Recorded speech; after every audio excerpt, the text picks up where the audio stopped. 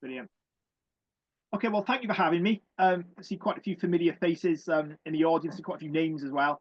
As an inspector kind of for 15 years now, I think the highlights of the job have invariably we've been working on the famous sites, the national sites like Abercwm here and the Cadw Guardianship Estate. Where effectively, these are the sort of the creme de la creme of Welsh monuments, and with the sort of the joy of actually just being paid to be on them and sort of look after them and stop them from falling down and deteriorating comes a series of quite onerous and terrifying decisions on exactly how we go about this. Being very aware of the fact that in the past things have been done that have made things even worse again. So Tintern, today I'm going to probably disappoint all of you by not talking in massive detail about absolutely everything. In that you could spend the next 2 hours on archaeology, buried archaeology, building archaeology, conservation methods, and we've got a bit of everything effectively. I'll share my screen now. Which went down quite easily last time, and it's worked. Wonderful. Whoops. There we go. I'm off. So Tintern Abbey, Conservation Research 2021 to 2031. Nominal date range to coincide with the 900th anniversary of the foundation of the Abbey in 1131. Hopefully be finished by then. This is really a routine piece of conservation work, but on a massive scale due to the sort of the level of survival and the amount of masonry left at the monument. So tonight I'm going to do an amalgam of about 2 or 3 talks that myself and my colleagues have presented over the last 6-8 months, both on site. Some of the friends came to see us while excavations were ongoing earlier in the year. So myself, David Robinson, who I think is on this call somewhere, and colleagues Richard Lewis and Ross Cook from the building and buried archaeology respectively. So this is sort of crib of 3 presentations effectively, and looking more at the overview, the context of the whole project rather than the absolute specifics of any one particular piece. There you can see it. Complaints come flooding in. We visited Tintern, we couldn't see it because it's covered in scaffolding. Absolute disgrace, kind of shouldn't be rid of these monuments. Well, if you want the Abbey there, this is the necessity. This is what it looks like, maintaining a structure of this size and height. Which I'll come on to a bit more. The scaffold's got its own section in this talk, but there it is. It's very safe scaffold. You actually feel you can play football on it. It's of that scale and bulk really. So I'll start with a very quick run through. Don't really need to be explaining the Cistercian movement to sort of a trust considered one of its most famous monuments in Wales. We've actually got a sort of grand pyramid scheme of monasticism really, starting at Citeaux in France, and a series of daughter houses moving first across the channel and then onto with their own sort of junior houses beyond them. So Tintern's found from Le Mans, which is a French monastery 1121 foundation. A decade later, monks sent over to a site in the Lower Wye Valley from their own Cistercian abbey.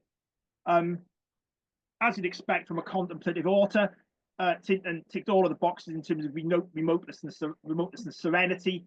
Here's an overview of the Lower Wye, a composite photograph from a drone. You can see again the sort of dense woodland, the hills, most of the forest on this side was probably still there by then. The road didn't take you to Tintern until the early 19th century. This was a remote spot on a river, but near its patron, the Clares of Chepstow, effectively a few miles down the river. The river being the highway of the age, of course. So not accessible by bridges from the other side of the valley, purely abbey on a cleared patch in a forest by a river. May have been a Celtic church foundation in the vicinity of Llanandras on the hill. No physical proof for this whatsoever. Just assuming it's a new site by the time they build. You see the great church, one end, conventual buildings hidden in its massive wake, precinct walls. Can you all, somebody just nod? You've got lambs that just nod if you can see my cursor moving on the screen. Thank you. Otherwise, I'll start sort of point with my finger, which doesn't work, does it? If you're not in the same room. You have boundary walls, precinct walls, gates, one to the river, another one here with a chapel leading to the inner precinct, probably another main gate at this end, a walled enclosure with conventual buildings, guest lodgings excavated at this end, and then presumably all of these other sort of ancillary structures, workshops, stable, whatever you need to run a major Cistercian settlement, and then ownership of most of the land as far as the eye can see across these across this picture. Very complicated history. In addition to having probably the longest conservation history of any Welsh monument, probably one of those for Wales anyway. It's one of the most fully explored in terms of its sort of inner court and its conventual buildings. And typically you can exchange this with almost any other heavily excavated monastic site. You have a complex sequence of construction, um, starting with initial 12th century foundation, presumably a wooden church on the site from 1131, and then eventually there's a Romanesque, a Norman church on a much smaller footprint than the current one, which is here at the bottom. And again, expansion out from the initial coastal range, which is certainly there in part in the 12th century, and then eventually out across the broader site, new bigger infirmary. The abbot moves out his own accommodation, own hall, and so on. So, nothing particularly atypical for the Cistercian establishment. It's particularly well preserved. This is slightly unusual in that it doesn't have, it almost mirrors the typical Cistercian layout, but rather than the cloister, the conventual buildings being to the south of the church, the topography of the site dictates that the flat area, the useful land, is to the north towards the River Wye. It's the sort of biggest change, really. So we're focus here, not the rest of the abbey. We will probably be talking about this in another 10 years. I'll be considerably more wizened and worn out by the project. We'll be moving on to the rest of the buildings later on, but we're focusing at the moment, in conservation terms, on the great church, which still dominates the site. And, is what makes Tintern famous, effectively, here at the bottom of the picture. See three main phases of construction. We've got a Norman precursor, which is then replaced wholesale in 1269, consecrated in 1301, grand Gothic church here, finished with money from Bigod of Chepstow. Probably Ralph began the thing anyway, 1269. 1301, there's a consecration ceremony in the newly completed East End, after which time the Norman church will have been levelled and the rest of the building completed. That's the general development of the site. So Terry Ball reconstruction showing a relatively simple, plain Romanesque building, elements of the cloister and conventional ranges still survive, possibly bits of the church as well, although we feel like we know less of that than we do before we started excavations. And then marked out on the ground in the early 20th century, you can see the lines of the supposed foundations of the first church. And just to repeat myself again, it's quite evocative. I did like the Terry Ball drawings. He was very, very good. Very evocative image of the construction process. They started at the east, they've moved from east to west, working presbytery, and eventually the Norman church falls out of use, demolished, and then they finish the rest off. This transept here, this will be the last thing to be built, probably incorporating elements of the 12th century building. Effectively, most of what we see is a building from 1269 to 1301, although again, reasonable to assume that some of the building program ran on before that period, after the sort of consecration of the structure. And again, running past a typical tale of a reasonably moderately wealthy in national terms, very wealthy in Welsh terms, Cistercian Abbey. Ran through a whole series of developments. You've seen the buildings, the expansions, and so on. We know about their land holdings, their granges, their abbots, and eventually dissolution and destruction. And again, a typical tale there. Tintern appears to have survived more intact than most others. It didn't get systematically robbed or deliberately demolished in a sort of chaotic manner. Anyway, we'll come on to that in a minute. And certainly, by the time we get the first antiquarian artists show us in detail what was left. I mean, the Bucks missed out the sort of north wall of the nave here, but beyond that, pretty much shows what's there today. Very few changes, other than I think they've conveniently moved the wall just to show the arcade behind it. So it's in that state by then. So the classic tale of robbing and gradual collapse and decay. What removes Tintern from a lot of the other Cistercian houses, or a lot of other monastic houses in the country, of course, is the fact that it survives a much greater extent. We've got a church complete with wall heads as opposed to being foundations or completely missing in the case of a lot of other sites. Had the same sort of things happen to it. It was robbed. A shanty town of structures were built in the ruins. So Archdeacon Cox complained in his tour of Monmouthshire, so 1801, so end of the 18th century, complaining about importune beggars sort of assaulting him as he tried to make his way in to see the ruins, and being taken aback with a grand view down the length of the nave. And you've got a whole series of structures which the Bucks have also peeled away. Ministry of Works did physically years later, that were just cottages, possibly low-key industrial features, built in and around, grafted in and around the ruins, and clearly using their stone. But the church survived, maybe too big to demolish without hurting yourself. But the big difference between Tint and many of the other regional houses is that it had apparently the first conservator. Wasn't really conservation, but Somerset, Duke of Beaufort, family went on a similar route at Raglan Castle, decided to halt the ongoing process of robbery and destruction.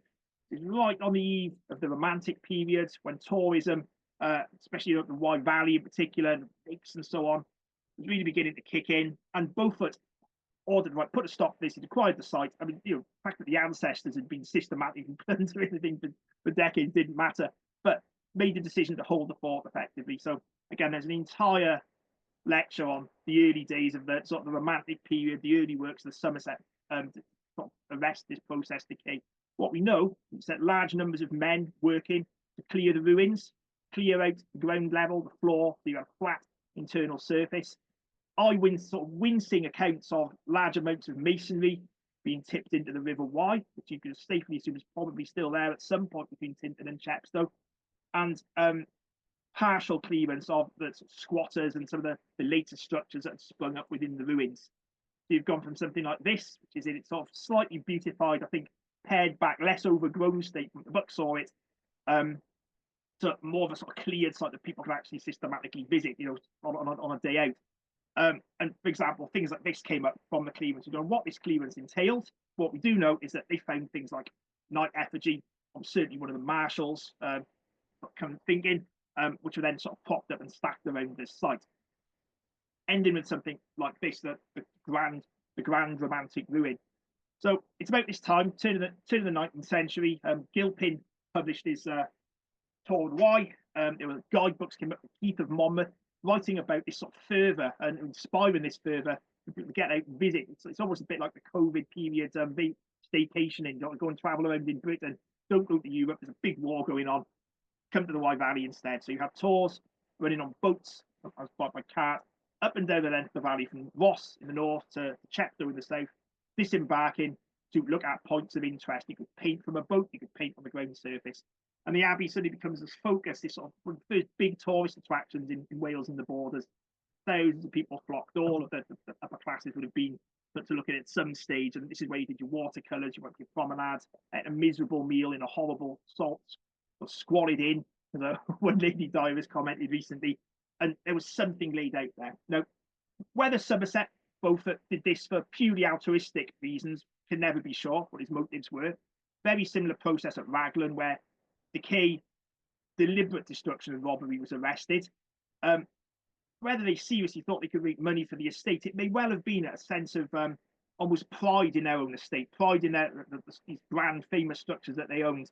You can imagine the conversations that happen when they're out hunting and so on. Well, both of this will never do, let an army fall down. Couldn't possibly do that, we'll step in and do something about it. It's a ready-made folly at a time when follies are being built as well. So for whatever reason, we have Charles to thank for this, that he prevented further decay, further destruction. And it's almost certainly one of the key reasons why the Abbey survives as intact as it does. There was an early intervention to stop the robbery. Albeit we know from various other records that things like people were hacking up tiles, the floor tiles, in very, very large numbers. One of the custodians in the south, the first custodian was recorded as being employed by Beaufort as well. So again, control the crowds. But you'd still let people in occasionally to do some nighttime excavations for fun while they were having a picnic. So, we're quite where we are today with heritage legislation, but it was a start anyway. Through the 19th century, there were other phases of repair. We know that the estate continued to intervene. You can see here sort of artfully poised Welsh lady in traditional dress amongst incredible pieces of sculpture. You've got some ball flower decoration under my cursor. You can see any of the effigies here. As we'll come to a little bit later on, and my colleague David Robinson has spent a very long time to work out where some of these bits might have come from, and we're finding bases of pieces of decorated masonry that may relate to things that have been stacked up on the floor. You certainly get an idea of the scale that Beaufort's men would have removed what's now archaeology to us. What's the stratigraphy? What's sitting above the rather fine lawn surfaces that are commented on by quite a lot of visitors. They laid out the flat lawns like a guardian ships like this today. We've no idea how much they peeled off. We have, because we've just dug quite a bit of it up. But we can assume that this is a major intervention and archaeology was chopped out. but again, never properly recorded.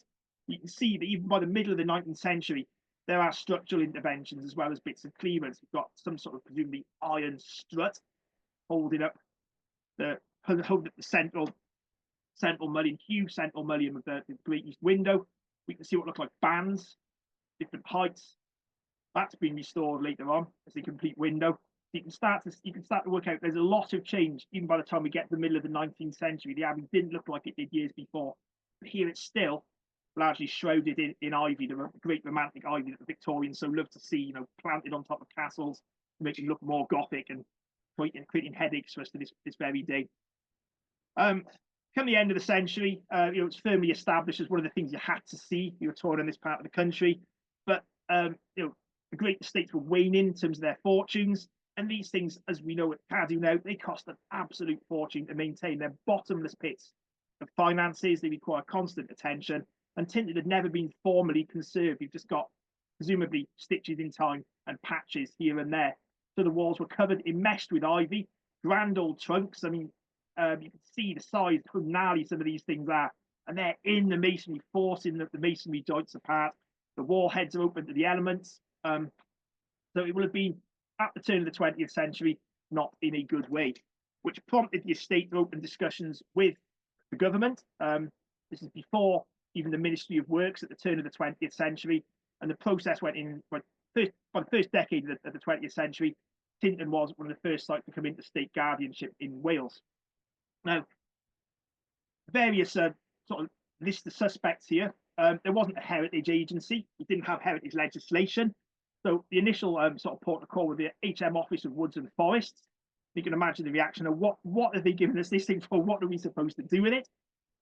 Well, they did quite well, employing the chief architect of Gloucester Cathedral and a sort of a Penarth-based contractor to make the first interventions to stop the thing from falling down effectively. And through the 20th century, these morphed into other organisations. So HM Office of Works, the sort of the working from the 1913 Monument Act, took it off the Woods and Forests team.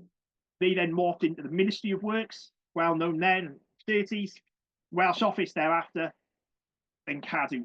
The same teams of people effectively, but the name change and their position in government has varied. But the purpose of the work has been the same, to preserve and conserve these for posterity, understanding them as fully as we possibly can for the benefit of the public. It's a public service to keep these open, and it requires funding at the same time.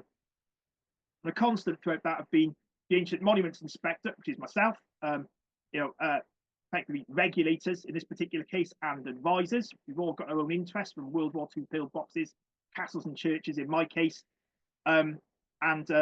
Alongside this, a bit ungraciously, I've left out the architects branch of all of the above incarnations of state heritage bodies, who again, the designers, procurers, and now very much the procurers. We don't have much of this in-house anymore, the architects and engineers and so on. You can see one of these earliest pieces of work, some absolutely terrifying pieces of scaffolding and ladders. Note the lack of railings. There are pictures of ladders running the whole height of the church. Everybody smoking.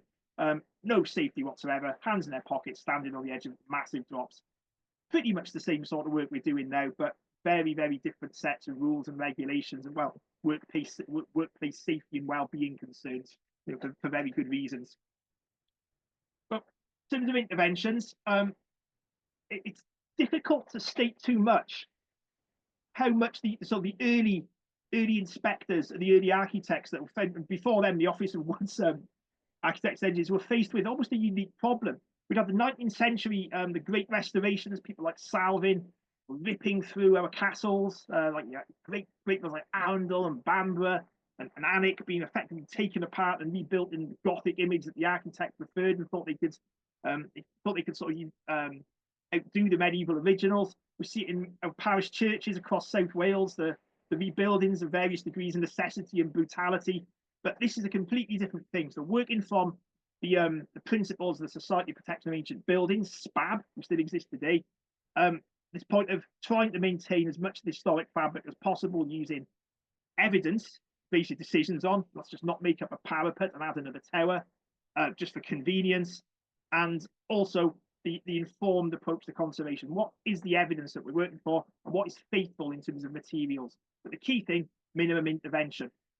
Now, these people were trailblazing. This has been done elsewhere. Ruins have been conserved from scratch before. Monmouth was up and running around the same time. But what these people hadn't done was worked on something like this systematically to a set of guiding principles before, which they then sort of honed and adjusted according to the problems in front of them, which were severe. Your diagram, if we'll go back one, we're looking at the clear story level of, I think it's the nave. We've got the crossing to the left of me here. You can see these upper level windows, very high, reasonably thin walled elevations for their height, and they would effectively, aisle and main nave wall were gradually doing that, falling apart from each other. So no, if we had that now, we'd be head in hands thinking we're going to bankrupt Welsh government by dealing with an engineering problem like this. And they came up with some absolutely audacious solutions, which whether we countenance this now, I really don't know. So to explain, you can see the nave and you can see an arcade, and beyond it is a lower wall, the outer wall of the aisle. And what they did was that to avoid this arrest was they took down completely. They built a huge brick pier, looks like a railway bridge, almost like series of arches underneath the existing ones, and then dismantled them one by one. Where the arch would extend at the ground level here, the apex of the original masonry here, gone, completely taken down. There's its base laid out on the ground, so taken down, hollowed out, renumbered, they can be put back up again. Steel stanchions, which are still there now, absolutely enormous things, driven in, concrete bases, this point here, and then the masonry reordered around them. If you didn't know and you weren't told, you find it very, very difficult to spot this now. It's had 100 years to weather in, but that was the solution to just stopping that massive structural movement, that huge weight for that particular wall. Externally, so we're looking at the upper part of the same wall now. There's the clear story level here. These are actually under this row of windows. And the outer wall, which is relatively stable, this great lattice. They dug quite brutally, hacked into the wall heads and built this girder frame lattice, which again survives today. The roof part of the church just hold the two together. So really, really big interventions. And you've got to bear this in mind at any guardianship monument. What you see isn't necessarily what was there at the end of the medieval period. And then throughout the abbey, interventions of all different dates. This problem of eroding masonry, very, very fragile, flimsy structures at great height with lots of their members missing. So lots of things like this. You've got great lead or alloy bands, strapping, the whole pieces of tracery in place. A very common solution. You see this in England, Wales, and Scotland. The ministry uses everywhere. But these are particularly creative. They've effectively just reshaped and given that stability. And they're still there now after another 100 years. Some of them still benignly effective, others, some of these straps, less so, which I'll show you a bit later on. And then sort of final big work, this one of the later things to be done, moving from east to west, started at the East End. They decided the crossing needed to be done again. There's a whole tale about the dismantling and rebuilding several times of one of the crossing arches as well. I think it's this one, where I was telling my photograph, didn't like the profile, kept sending it back, making the masons do it again. But they dug a trench about 1 meter deep into the top of the walls, right the way across the wall heads. And again, a huge steel ring beam in that. So again, the idea of standing on top of that and hacking away into the masonry just to keep the thing stable. So these exist across a lot of guardianship sites. Tinton was a particularly extensive intervention. And we can criticize, we don't know what the end outcome is going to be, maybe 100 years again, but it's largely the reason we're still looking at an abbey as an intact ruin rather than something that's fallen or been completely rebuilt from scratch. And then another example of just the level of intervention here, we've got the south transept, stair turret. Well, that's not there in the photograph, is it? You've got a Carnarvon arch, that's a sort of castle sort of favourite really in Wales, the middle of the late 12th, 13th century onwards, named after Carnarvon Castle where they abound. They had a period that seemed to be quite happy to put these in as a default on various castles and bits of church restoration. So I don't entirely trust the form. What they've done, they've illustrated the fact that the turret once rose higher. They know that from early prints, and it's created a level of structural stability, presumably a watertight sort of, well, it's not clear, it's describe it, it's a degree of stability, it's acting as a buttress effectively on an unstable gable masonry. So there you have it. Now, David Robinson's written extensively on this topic, the making of a monument, I think, in Monmouthshire antiquary, which you should be able to look up online, which talks through the whole process of Waller, the first cathedral, and the Gloucester Cathedral architect and his contractors, the various kind of peers, the chief inspector taking it off them and taking it over to the ministry, and that whole first 20, 30 years of conservation at the eve of the wars. So they worked from east to west, and they stitched the abbey back together, fair means or foul, and then started on the rest of the conventional buildings. Leaving us with, eventually, after further works continuing in the 60s, there were boats again working around the crossing. This end works on the infirmary, and into the 1980s, 90s, excavation of the guest ranges across the road for public display. Gradually, range by range, structure by structure, these were excavated, is a strong word in a lot of cases, cleared out by the masons that were doing the work, and common across all state-owned sites until about the 1960s, 70s in some cases. And you end up with this sort of this palimpsest, this mashup of features that may not all have been visible at the same time. So bits of 12th century walls poking up through the floors of 13th and 14th century buildings.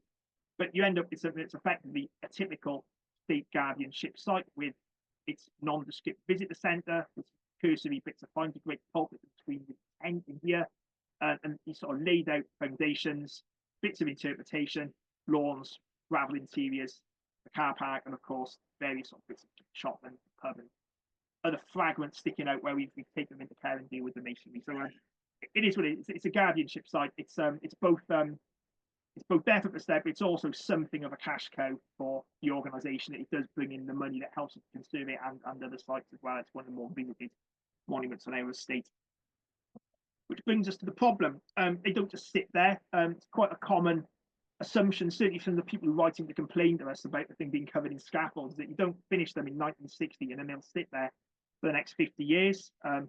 Certainly the different generations of architect, inspector and engineer that have looked at the Abbey have tried to put some sort of shelf life or sell-by date on the conservation work that they've done. Some have been more or less optimistic. Early on, they were talking maybe 50 years. Some of that work survived 100, others failed catastrophically within 20 in some cases. But we've got a whole series of problems that present any building in this sort of age. And Tinton's not unique to it. Masonry weathers, stone comes out of the ground, it's exposed to the elements, and then obviously any sort of effects of the climate are accelerated in the late 30th, 20th century with the advent of industry, acid rain, and rapidly climate change. And here at Tinton, we can see just some of these many examples of laminating masonry, losing huge lumps of the faces of stones. It's not to be neglected. Stone has a life, effectively, and it won't stay the same forever. We just have to find ways of working around that. Conservation, must be remembered, isn't permanent repair, it is managing the process of decay. It's the key thing to remember here. But Tinton certainly has a problem. There were records on our files going back decades into the 1940s of custodians complaining about masonry gradually drizzling down from the roof. So, you'll go to any old building, whether it's, England, Scotland, Wales, Northern Ireland, bits fall off them periodically. According to the nature of the masonry, in this case, a very, very soft local Devonian sandstone, it's very vulnerable to freeze, thaw, wet, dry, all these sort of climatic effects that cause it to crack, to splinter, and bits fall off it. Now, sometimes it can be the size of your thumb, sometimes it can be the size of your head, but a thumbnail from 30 meters will hurt a lot. It'll probably potentially kill you. So after many years of pointing this out, our head custodian, Pascal Bidouin, started systematically mapping the problem out with a view to sort of getting somebody to listen and come up with a budget to address this permanently, as opposed to putting a tower scaffold up and just nibbling away at the edges that needs to be done on a large scale. So this is one of Pascal's, I think used to do these every 6 months, there's a monthly now, just for scientific purposes, really, where are the failures coming?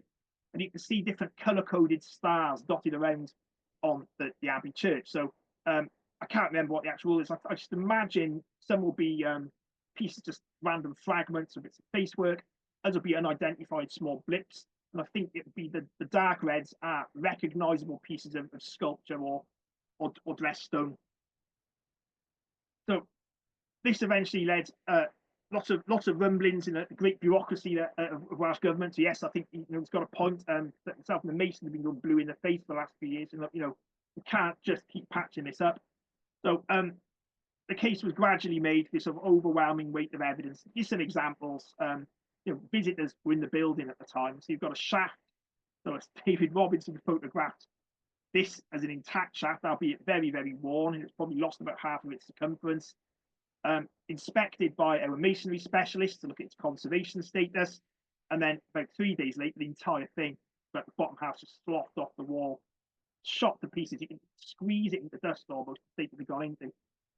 You cannot be monitoring and testing every stone on a building this big on a sort of weekly, monthly basis. Just have to accept the fact that there'll be quinquennial 5-yearly reports, and things will get better and worse in between that period. So this sort of thing starts to build up the case of, well, hang on a minute, this is a genuine problem. It's not just inspectors and sort of Cadw staff and the Cadw conservation staff complaining as they do about everything. So budgets were found, a proper project team was set up. And the first thing, outside of almost any program of works, was just to deal with the initial problem. Most of the materials seem to be coming down to the wall heads. So we've got a combo here of Ibex Technical Access, who are effectively a construction firm from Raglan that do conservation and all sorts of other works in really extreme places. They jumped off pontoon boats into caves. They've done Canary Wharf, Cliffs of Dover, bunkers, and this is bread and butter for them. Effectively, it's much cheaper than scaffolding something for exploratory works. They're working from a mute, which is effectively a massive cherry picker that walks around, getting out the doorways a lot more easily. And their initial job is to get up on the wall heads, inspect them, plug the gaps, stop the moisture coming in, and preventing these upper courses of the walls from just flaking off onto the floor. So that's the formula works there. Raking out defective joints in the masonry, pulling out weeds, and just plugging those gaps, just buying a bit more time while going at the longer process of thinking, right, how does this project go together?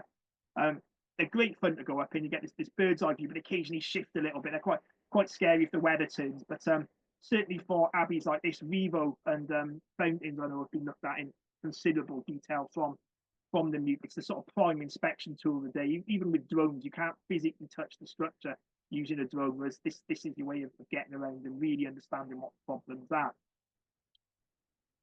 So that came in, and you end up with this end result again, which is the wall head. A lot of this pointing, you can see this sort of pebbly mix. That's the original Ministry Office of Works in the 1920s, 30s. It's still doing very well. The hardest substance known to humanity, probably. But then in between it, you can't really see little slithers of light to where Ibex are just coming and plug the holes, and they de-weeded everything. So the wall head, pretty confident, wasn't going to be the cause of the main problem. So the whole principle of what we do, you don't just get a contractor in and start laying into one of these buildings, as you'll know from your own abbey. It's a very long, thoughtful process. There's so many different factors to consider. So this brings us to the principle of research-led conservation. So just dive in and start. And Pevo archaeologist, bottom left, we'll come on to some of their work a bit later on. So you start off, there's an order in the way you approach a building like this. So your baseline surveys, these are the drawings that you could be using for the rest of the project. So in this case, laser scans, 3D photogrammetry now, as opposed to beautiful old hand drawings that we've seen from Tintin in the 1920s and 30s. These are those drawings that appear in all the plans. Everything you do is based upon the elevations, the sections of the plans that are produced through the piece of survey work. Then a naming convention. So, we've got an abbey with the longest conservation history of any in Wales, and one of the most complicated ones. So we need to make sure, and some long, monotonous elevations. I've noticed Stuart Harrison's in the crowd here as well. Proper architectural historians will be able to pick up, no, that will be different 3-4 bays on. But to a mason, to a structural engineer, you can easily confuse one window from another when you're zoomed into the point. That's all you can see in the frame. Have to agree what you're calling the different bits of the site. Beyond just the main structures, the presbytery, the nave, the crossing, and so on, which elevation are we on? Which bay are we on? What are we going to call that window, that jam? If we want to understand previous records, we have to be able to locate things consistently. Otherwise, you have a terrible mess. But Tintin, unfortunately, this hadn't been done in the past. Early ministry records, they're not that specific. You'll see photographs, you'll see notes, but you get sort of piece together this myriad of different sources to try and work out what they did. No excuse for us to be doing that. Have to be consistent. followed by conservation research, which I'll come on to in a minute, David Robinson. So what have we done to this monument in the past?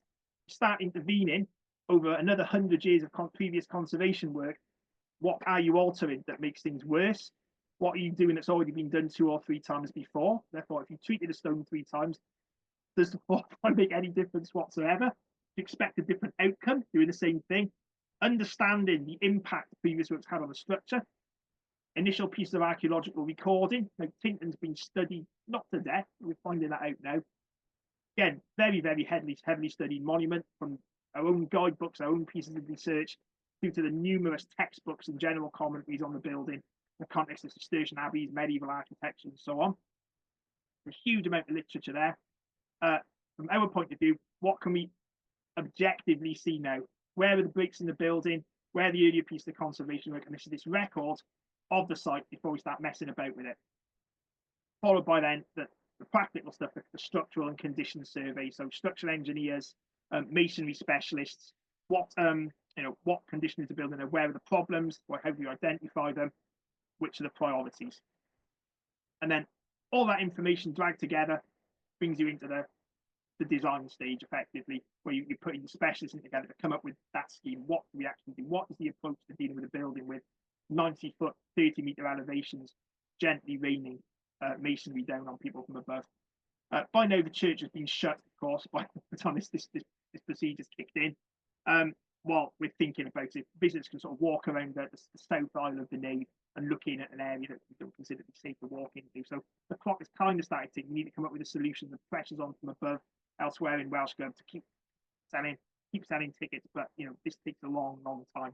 You have to give a bit of a compromise, let people in, but not literally scared about them going into. So you end up with a conservation plan, management plan, and specifications. What does the work look like? And then underpinning all of this and enabling it to happen is the scaffold design. You need a really big, massive scaffold. We've seen on our opening slide. Once all that's been put together, so my job is I'm dipping in and out of this all the time, specifying what we want to see in terms of recording. And it's the same process as you get if we were dealing with a developer, or even yourselves on Abbey Come Here, where it's a case of, right, we want to do this.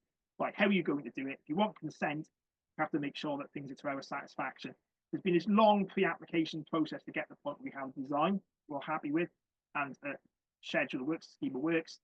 And then from then on, consent is given, and we start moving into the first bits of work to inform the details. So more investigation, mitigation, archaeological work, excavations, evaluations, scaffold construction being the main driver for Tincton and why we've had to do so much digging. And then the fine details once you're actually up on the scaffold, agreeing mortar and stone samples based upon analysis of existing previous records of previous ones, often ignoring previous mixes as being inappropriate.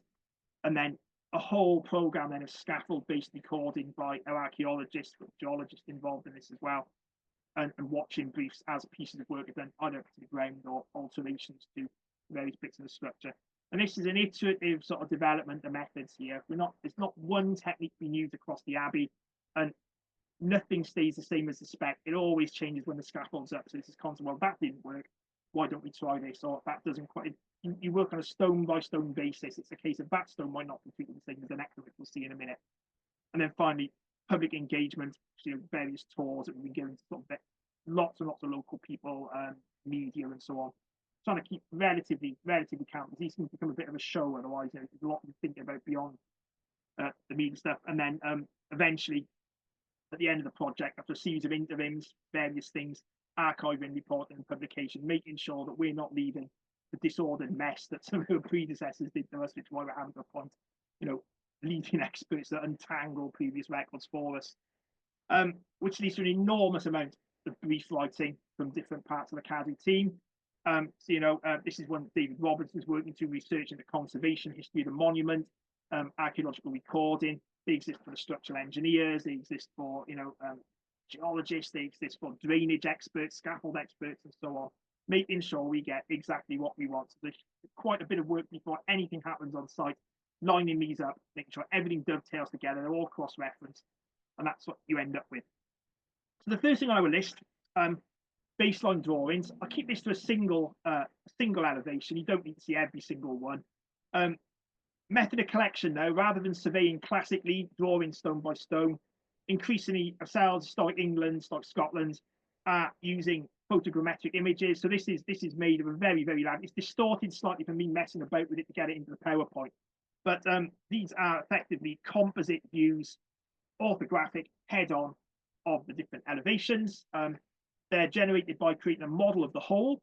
I know you've got Julian in your mix. These are sort of consummate photogrammetrists, sorry, to understand this process. So effectively, you create a model and then you slice off and extract the bits that you want, which then become the drawings that the rest of the project is based upon. We have these are photographed with a laser scan sort of rectified and sitting underneath it, so we've got that level of detail. Now, my instinct then was to try and scroll in and show you just how close you can get the individual bits of lichen, which meant me going about 5 slides on in my presentation. So I won't do that, but they're very detailed. You can see the pores in the stones. So these are the things that the architects and engineers mark up, the masonry specialists with schemes of works, interventions. The masons mark them up as they make alterations. The archaeologists mark them in their interpretation. David Robinson, his historical research, will be marking up previous interventions that we know about. Everybody works from the same set of drawings. And the beauty of modern technology, of course, is rather than working from everybody's got their own set of paper sheets, which you then sort of draw up again on another one, everything can be done digitally. So we can layer up on top of these basic elevations and plans, different sets of information and compare and contrast. And there's a project there in the future to start looking backwards and trying to do the same with previous pieces of work and records in the 1910s onwards. That's what they look like. Naming convention, the rough copy here, I just thought it's nice because it shows a bit of the thinking process behind them. We've already mentioned this. How do we consistently describe the different bits of the Abbey? So this is an early draft. You can see here, presbytery, south arcade, that's now be out, turned into an alphanumeric string, and then you just go by bay, by level, clear story level, and working from east to west, north to south, you label. From then on, anything that comes up in the project that's referred to, you know you're in the same place and they haven't jumped 2 windows on the other side of the building. In theory, this is great. In practice, again, hammering this home to contractors when they're sending us sets of images that they've been taking. No, you've done it wrong again. You just said 1 to 5, but it's 1 to 5 on the last wall as well. Got to get this agreed right at the start, and this will follow. Hopefully, there's no excuse anymore because of digital technology. This convention will follow the Abbey, and well, throughout my lifetime anyway. So at least just drop back into the same system, using the same drawings, layers on top of drawings, using the same naming system. So we're sure we know where we are. And the first big piece of work, once we've got all that sorted out, we've got drawings to base everything on, and we've got a convention we're all happy with. The first appointment was David Robinson. I'm sure I've spoken to yourselves at some point or other. Sort of leading authority on all things monastic, worked for Cadw for years as well, and spent most of his career at English Heritage, producing all manner of fantastic publications there, written the textbooks and critically the guidebooks on Tintern Abbey, several editions now, you can see on the left-hand side there, and an entire sort of shelf of articles of various ends. I mentioned the making of a monument, the Office of Woods and its successors at Tintern Abbey. Look it up. It's a rip-roaring read of what they did in the early days, the sort of early days of conservation. It's basically the obvious choice to go and do this piece of work for us. We've set up a direct contract with Cadw to delve in to this huge, absolutely huge array of material. So start with a slight bibliography, which I keep a copy of on my desk, which gets updated all the time. Where's the published stuff? Where's the unpublished? And naming convention, again, Dave sort of led on the devising that. And then his main task in his brief is a comprehensive review of all previous conservation works as far as we know. So published in grey literature, registered files, so the sort of thing that we do in at Cadw, like the waiver couple that you know, old manila envelopes stuffed full of papers of all manners, from Cadw, Welsh Office, all the different sort of incarnations of state bodies, cartographic, pictographic sources, anything that's available to tell us who's done what to that abbey and when. In the case of Tintern, you go from the murky records of the Dukes of Beaufort and worryingly large workforces, piles of sculpture lying around on the floor, you're in the realm of pictorial and anecdotal, through to the early 20th century when this concept of systematic recording and archiving kicks in. It truly is a Herculean task. And then to mark up as far as he can, to find this work on a series of drawings. We're working with our building archaeologist, Ross Cook, we'll come on to in a minute, to start producing layers of information that we see. As far as we know, where were they working and when? And there are some quite big gaps still that we're not entirely sure about. Going up onto the scaffold and finding date stones when we weren't aware anybody was working. It's slightly worrying, but these things happen. Markup, and then David's other main role, and this is where pleasure of the job's been really, has been acting as sort of general advisor on the Abbey, both as its sort of foremost student and scholar, but the Cistercian Jesuits, things like checking other people's work. So we've got field archaeologists, and very good field archaeologists in the country. How many of them have dug up the Cistercian Abbey on scale or investigated on this sort of scale? How many have actually got back? I get annoyed with Castle report because I can't even said that. Gosh, it's a curtain wall. This is the sort of thing that David's there to check. Think about the book. What is it, David? What's its context? And he'll go away and you'll find out for us. So right throughout the project, we've got this sort of cross-referential group of experts checking each other's work, making sure nothing we're going to be doing will just be the product of one maverick with some opinions. Everything's been rigorously tested and peer reviewed as the project runs on, and that's David's sort of the guiding hand behind the information law that sort of manages the information that the rest of the team are churning up. And then obviously work on statement of significance for each specific area of the site. We've got lots of outcomes, lots of different reports, of course, we'll see in a minute. So just to give you an idea of some of the stuff we're dealing with, unpublished sources, office and ministry of works files, which continue to CADU. I'll grab one next to me. To give you an idea. This is a small one.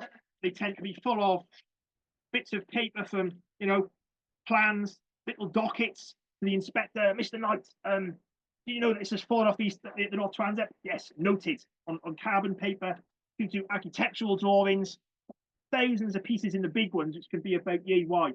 And there must be about 100 odd of these have been deposited at the Royal Commission, sort of old, out of use sort of dead CADU files. So that's the thing. It's page after page of letter in doctor writing between, this from HMF works, Fitzallen Place.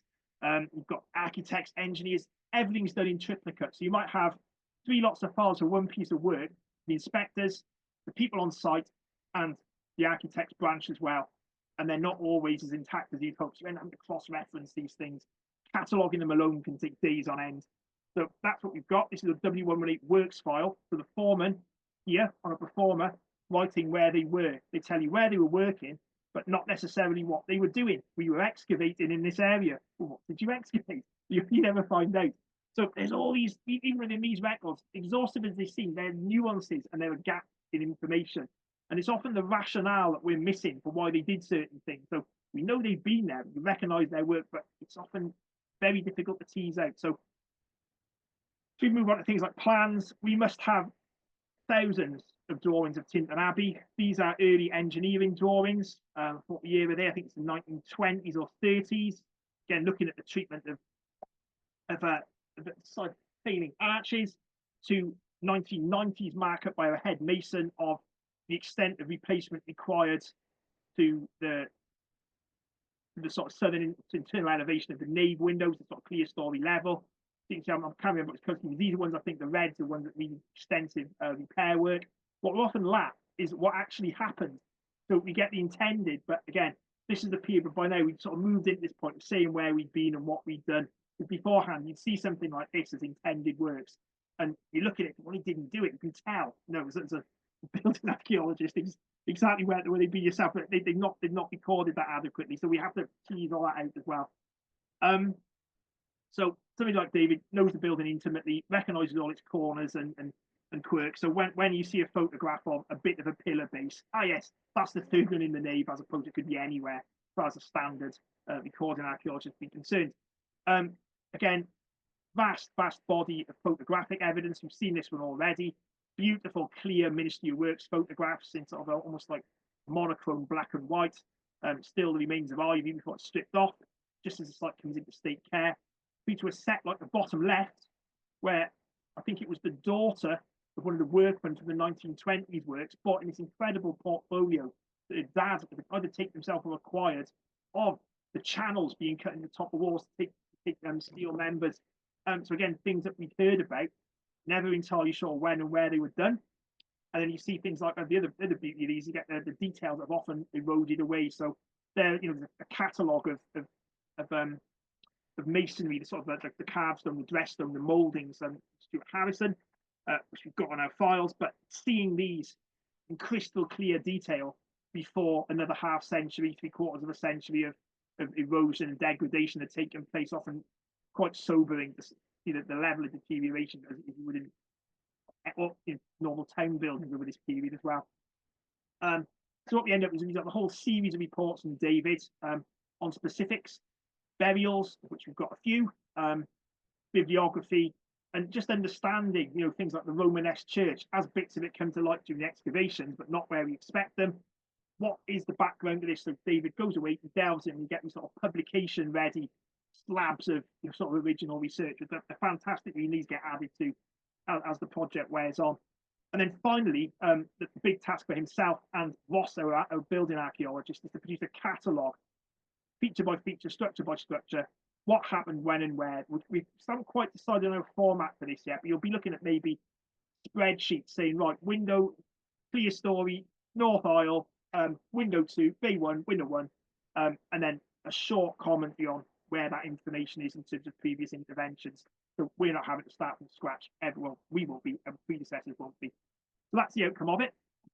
So after David and trying to understand the significance of the structures and sort of inform current works, straight onto a masonry consultant, David Odgers. He just got his gong, I think it was an OB just after Christmas, for services to British conservation, sort of leading sort of protagonist in all things masonry in Britain. So he's based in Glastonbury, cathedrals, major churches, big houses, and brought David in to look at this specific problem of spalling and eroding stone. Not the first to be on site. We've got decades of other practitioners looking at this issue, but again, 10 years on, reports on the problem then, the extent of the issue is not the same, the gravity isn't the same. So you start from scratch effectively. What is the condition of the site now? Get these, again, very, very substantial reports, which set out the condition of the building and where the problems are, working from all manner of different things. So David Robinson feeding stuff into the process. We've got this, this, and this. We'll find what we can find ourselves in our files. We're getting all this stuff lined up and archived in order as this goes on. And there are all sorts of things to dip into. Geological reports, Lott and Barclay from 1998. Really, really detailed. It's a huge stuff. I couldn't email it to somebody recently, but done largely from the ground. So what is the building stone? Where are replacements from? Another lecture on what do you put in your building? What do you replace stones with when you haven't got many sources available? So that's one there. We'll be updating that with hopefully Jana Horek from the National Museum. Meeting on Friday to get a scaffold idea of the same thing. There've been all sorts of previous studies. So yeah, John Ashler's Catherine, again, more leading lights of British conservation, looking at this issue of sandstone decay. Former colleagues are critical. So working with both of these now, Tony Gwynn, who's performing the works in the sort of late 70s, mid 80s. Usually if you see a man with a beard and glasses on Tinton Abbey in a photograph, it's usually Tony doing something or other. And then Alan Cornish, who oversaw Caps and Caps. He's a CADU performer of the works, oversaw the conservation of the West Front. You hear Banker Mason again by trade piecing in bits of that. They have this encyclopedic knowledge. I think Alan's first day at work at the Welsh office was when he was 16 and he retired 3 years ago. You walk around the church with Alan, if it happened in his lifetime, he will remember what happened, not just to that stone, but that little edge there where something went wrong with a piece of carving. These are resources that you don't just dismiss. They are there to help us. They work with David, they work with building archaeologists to hone that understanding of what's happened. And Tony and Alan effectively, they paid for themselves almost straight away by providing things that didn't seem to have survived on file, where for whatever reason, the office staff, this would be the 70s and 80s, hadn't held on to the odd key document, and they came out of attics on their retirement. In fact, this is something you think you ought to hold on to. They've probably got lots of this. And at the bottom, you can see these are briefane repairs, which is still like a hobble lead-based repair method where you paint this solution onto the front of the stone to sort of impregnate itself in. Allegedly, the plan was to sort of 50s, 60s, I think it first came in. There have been various experiments and other things. But the idea is it sort of consolidates the face of the stone and stops things from laminating off in chunks. You can see all sorts of dreadful lamination here where the face of the stone got water and ice behind it, it's cracked and fallen off. And there's a bit that's been treated with briefane up above it, which gives it a strange shiny surface. Again, the jury's out on how effective it is or was. Some buildings seem to work perfectly. Others in Tinton, it's a mixed bag. It just seems that a bigger chunk of the face, so rather than losing this much, you lose that much instead. The water just gets beyond the consolidated surface. What we didn't know was the exact extent. We could pick it up at this end of the nave, and we've seen it on a few of the pillars. Alan knew about them. Then Tony turned up with another plan that just completely disappeared into the ether, showing far more than we'd expected in the upper levels of the north transept. So again, these are things you have to give a lot of thought to. What do we do with that piece of stone now? Do you reduce it to a stable face? Do you replace it? Again, things that you have to think about while a project like this is going on. So Odgers then, having sat down, done all the background reading on their masonry spec, back up in the mute with Ibex. This thing was fantastic. I mean, just to explain the complexity of a project like this, the logistics of getting them into the church. You have to pick the one door that's big enough to do it. You have to wrap the door up in timber, building ramps, moving along. You can see under the legs of a big spider, moving their walking platform along with them, which again is an onerous, a sort of laborious process, just to be able to get David up to the higher levels. And effectively, the method is for something that's so quasi-scientific and complex and involved, quite simple method of assessing these stones. You look at them, you tap them with a kinetic hammer, and they get the wobble test. So is it loose? Is it decaying? What sort of stone is it? Are there signs of previous repairs? So Odgers have been over the entire west end, so east end of the church now, stone by stone, testing them one by one and finding defects or not, as might be the case, and then mapping them on another layer of information on the elevation. So they identified problems we knew about, but it's really hammered home the sort of interaction of these various factors at work and the sort of complexity of the issue, really. You've got different types of lamination. Straight surface here, you can just see that out the skin, like onion skin weathering, another word for it. Just flaking off, so moisture getting into the walls. And again, freezing, thawing, expand as it heats and dries, and eventually just cracking, splitting away, potentially damaging effects of some lichens as well. Perimeter lamination, you can see this gravelly mix here. This is what we lovingly call the ministry mix. And you can have a conversation with a Scottish mason working on guardianship sites as well. This was applied uniformly pretty much for the first half of the 20th century on all of the state guardianship sites. It's a cement-based mix. Portland cement, breeding gravel, often with an aggregate to tint it according to local geology. And as I think I've mentioned before, it is the hardest substance known to humanity. You can destroy the surface of most car parks just by battering a chunk of it with a mallet, and it will just keep on going down. It doesn't break, which is great in terms of longevity, but it doesn't help when it's harder than the stone that's around it. So in this case, a very, very soft sandstone, very, very hard mortar. Where does the water come out? And it gets in the wall head, it just bursts straight out the face of the stone instead, starting with the edges. Really extreme example here. Very soft yellow stone. She thinks Forest of Dean. He's not got possibly up on the hill above Tinton itself. But again, in addition to you've got the mortar sticking forward of the walls, you've got freeze thaw, moisture resting on the surface, possibly wind eddying by the time we get to this stage, and entire pieces of stone become lost. Dressings are trace to a particular problem. They've deteriorated very badly since the ivy was stripped off, completely by the start of the 20th century. To carve stones, sandstone comes out in flat beds. To carve them, it's easy to work down the bed. And of course, when you lay them inside, then like shafts and so on, and these oculi on the tops of the windows, the rain just hitting the bedding joint to get in. Of course, you have the same set of problems. So here's one that's been desperately held together by various bits of copper banding. Copper alloy bands, again, from the 20s onwards. This is a shaft. There's a far worse one, which is about half its width. They're great for a while. They were holding things in place, but again, you get this wobble effect. They expand it, they rub up against the bands themselves. So in quite a few places, you've got the bands sitting proud of the surface they were supposed to be maintaining. So some of them work, some of them don't. Spalling, again, this is just general weathering. So soft stone, it's very granular. More bits start to come off, and these are the things that sort of the main bits that fall from up above. And then multiple problems on single stones. You've got fracturing, you've got the problem with the solid mortars. It's not always immediately obvious. So some stones will have a really good face, but they'll be dead behind you. Sometimes here by tapping or knocking, others you can't. and lots of different contributing factors. So historic mortars we've mentioned, there's a good bit of ministry mix there. Next time you go and visit any CADU site, any English heritage site, like Scotland, look out for this stuff. It's absolutely everywhere.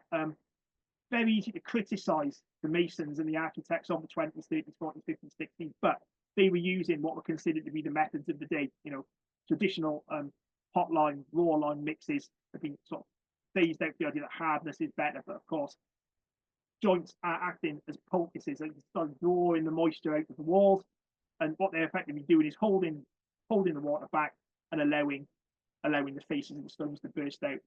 On an even larger scale, like St. Greville's just across the Wye in the Forest of Dean, about 30 foot of a castle, the actual castle curtain wall blew out when it held so well that the core of the wall just filled up behind it, just pushed the whole face out in one piece.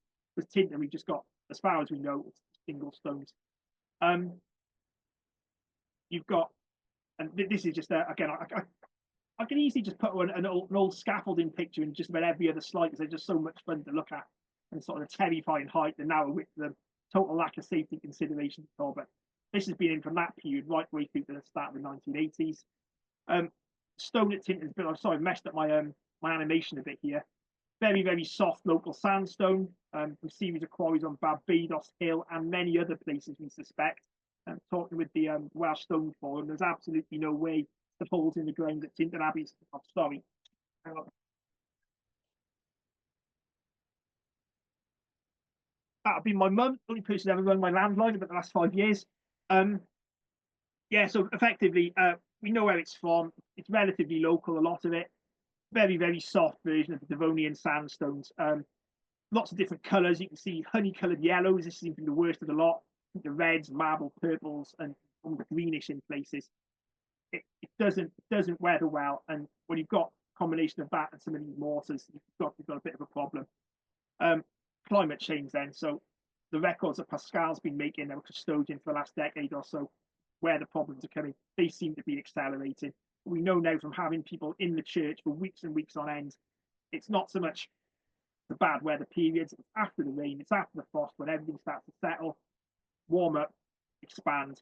You've got this constant freeze-thaw action, and then you combine that with any number of the other problems that we've just seen, and you end up with, some really, really problematic elevations. So this is Odgers's report, his masonry specification, identifying just the range of different problems you can see in one elevation. So we've got basic lamination in red, cementitious repairs. I've taken that layer off this one because it's half the wall when you start looking at the thing. Copper bands that are causing problems. So you see here wrapped up around bits of dressing, causing their own issues there.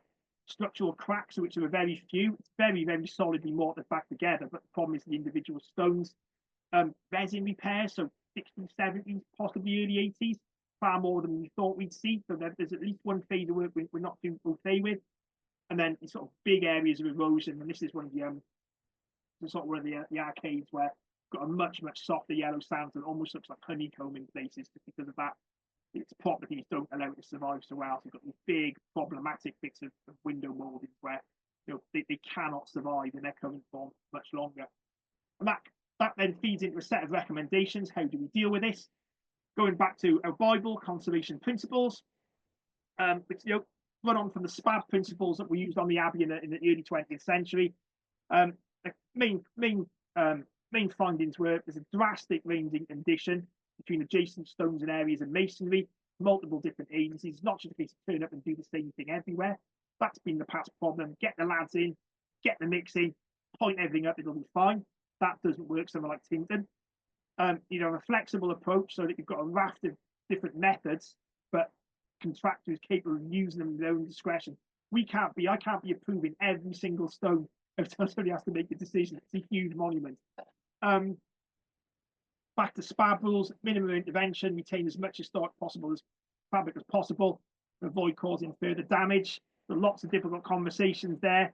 This window is shot. It's the last one retaining that detail.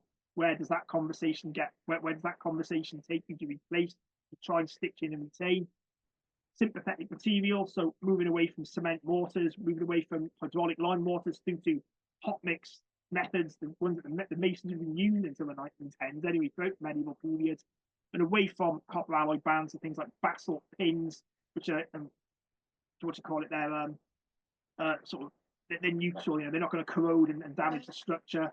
Micro grouting a feature. We'll see all this in a minute. So these are things that don't leave a long-lasting impact and are reversible.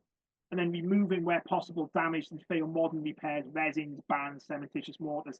Problem is with the ministry mix, you can't get it out the walls. You just destroy the stones to either side of it. So where it's completely failed, you can't. It's just got to be left and lived with in other places. Plus, you can't be using machines.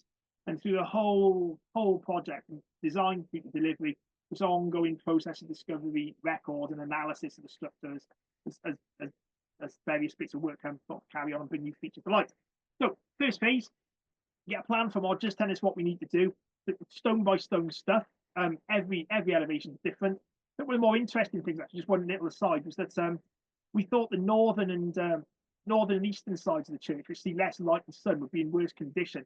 They're actually in the best because they don't dry out as much as the others. So we've got one side of the church where the freeze thaw doesn't happen as much, and the rest of it facing the sun has fared much more badly. So I should have pointed out earlier on, you've got these big sort of regional, if you like, problems, the global ones, like everything's soft, all the mortars hard, and then very, very local ones, specific to one part of an elevation. So scaffolding, this is a very long ladder. I wouldn't go up that now, I don't think. I'm used to heights, but yeah, absolutely horrendous. Timber scaffold there. Tools of the day, that's what they were used to. But you know, these days, working health and safety regs dictate you have to have something more substantial. So to do this, realising it was going to be probably the highest scaffold we'd have built for decades. In Eagle Tower in Carnarvon is probably only at a higher elevation on our estate. But a specialist scaffold designer sensitive to historic buildings. You can easily wreck an historic building just putting scaffolding up incorrectly, resting on things, colliding with things, putting stress on bits of the structure. It has to be freestanding, can't be resting on the building. Sometimes we might make the odd concession through windows, for example, because you have to reach around and cantilever things out. But you end up with a design. So this is just the, you can see the church under my cursor. You've got one half of the east end, about 220 uprights in a design like this, spanning the walls. Again, an idea of the complexity of it and height. 10 lifts going the full height of the gables and the same transept. You're talking about 35, pushing 40 meters by the time you come up and over. And the engineers advised us, our structural engineers, was that there would be some eye-watering loading weights on some of the corners because they need to brace it out and have lots of additional members for stability. You'd be talking on some of the downhill elements on the opposite side of the church, up to 80 tons crushing power on it on a square meter of earth. So that's got archaeological implications. It means some of the lesser ones 2 or 3. The problem we've got at Tintern, if we're going to do this, is the only way you can deliver a huge conservation project is to think, well, what's the impact going to be on the stuff below ground? Now, we've put smaller scaffolds up, and they're quite common on most of our monuments had something recently done to them. What they don't do is weigh even a fraction of some of these. So first thing to start thinking about, well, where do we put the scaffold? What's in the way? Now, Tintern, even though it's a well-known monument, in terms of formal archaeology, very, very little has been done. By the time we'd started, we got whatever the Dukes of Beaufort got up to, which is basically just throw everything out, clear it off for access. The Ministry of Works did some probing, and I'll use my inverted commas there, to find the walls of the Norman church and other bits of ground plan. It could have meant road irons into the ground. It could have meant possibly 30 labourers and some shovels, which we certainly know from photographs they did. So we know of some internal burials, but we don't really know, we don't really know what's gone on in the past. None of it's been done systematically recorded. So the first protocol, of course, geophysics, non-descriptive, clean and cheap, easiest way of getting over as much as possible. And rather than spend 30,000 to 40,000 pounds on one big radar survey and realise the ground conditions were wrong, we from Tiger in, one of the sort of older companies, and pop a box of tricks at their offices to do some experiments to work out what's the best way of finding archaeology, different types of archaeology at Tintern. So we identified areas you'd expect to see different types of features. So inside the East End, burials of high status individuals, possibly in kits, and monks in earthen burials. Structures we knew from crop marks running across the cloister, later buildings that had been destroyed, and they attacked them with 2 or 3 different methods just to give us a feel of what comes out best. And we've got a combination of ground penetrating radar and resistivity survey. to map out the affected area. So we've done most of the area in guardianship now over the years, and multi-frequency GPR was chosen. That gives us depth slices and horizontal. We get the 3D image of what's going on in the ground. Now, having worked in this field for a while, it's not no geophysical methods infallible. The field conditions, your geology, hydrology all have an impact. We've seen this from here as well, where you're not entirely sure what's happened to the site after the abbey was deconsecrated or dissolved. Sorry. So you end up with some information, but not all of it. So we've got quite a few big reflections here, which we're pretty sure we know reflecting stone kist, stone coffin burials.